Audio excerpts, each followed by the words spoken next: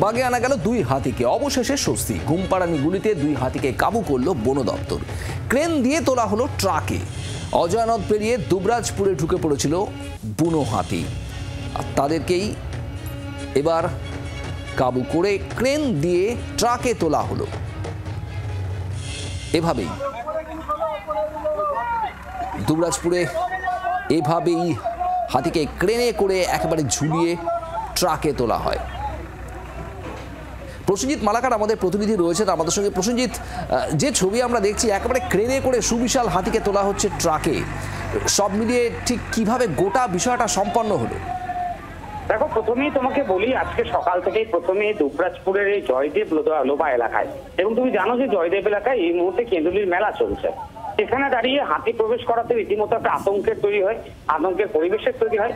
তারপরে বর্ধমানের ডিএফও এবং বীরভূম ডিএফও যিনি রয়েছেন তারা বনকর্মীদের নিয়ে ঘটনাস্থলে উপস্থিত হয়। দীর্ঘক্ষণ তাদেরকে দেখার বা ধরার চেষ্টা করা হয়। পরবর্তীতে বন দপ্তর কর্মীরা কাছে থেকে পেলে আগুন দেখিয়ে সাধারণ মানুষের সহযোগিতায় ভয় দেখানোর পরে সেখানে তাকে যে ঘুম পাড়ানো গুলি, সে গুলি করা হয় হাতি দুটিকে, এবং এই হাতি দুটিকে গুলি করার পরে তারপরে ট্রেনে করে বেঁধে সেটিকে ট্রাকে তুলে বন দপ্তর ইতিমধ্যে নিয়ে গেছেন। এবং বন দপ্তরের তরফ থেকে যেটা জানানো হয়েছে যে এই হাতিগুলিকে সুস্থতার পর, চিকিৎসার পর তাদেরকে তাদের নিজ স্থানে ছেড়ে দেওয়া হবে।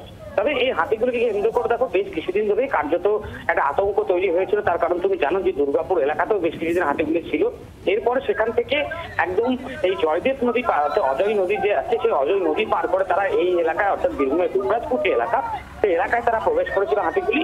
পরবর্তীতে মানুষের মধ্যে অবশ্যই আতঙ্ক তৈরি হয়েছিল যে কি ঘটে না ঘটে। ফলে সে জায়গায় দাঁড়িয়ে বন দপ্তরের কর্মীদের এবং বন দপ্তরের যারা আধিকারিক তাদের অতি সক্রিয়তায় কার্যত হাতিগুলিকে যে ঠিকঠাক সুস্থ অবস্থায় ঘুম পাড়ানো গুলিকে ধরা সম্ভব হয়েছে, এবং কোনো ক্ষয়ক্ষতি হয়নি। এটা কিন্তু সব থেকে বড় বিষয়।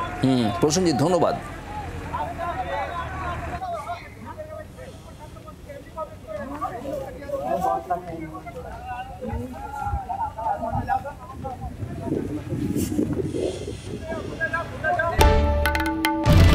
বাংলার আওয়াজ, বাঙালির আবেগ, জি 24 ঘন্টা।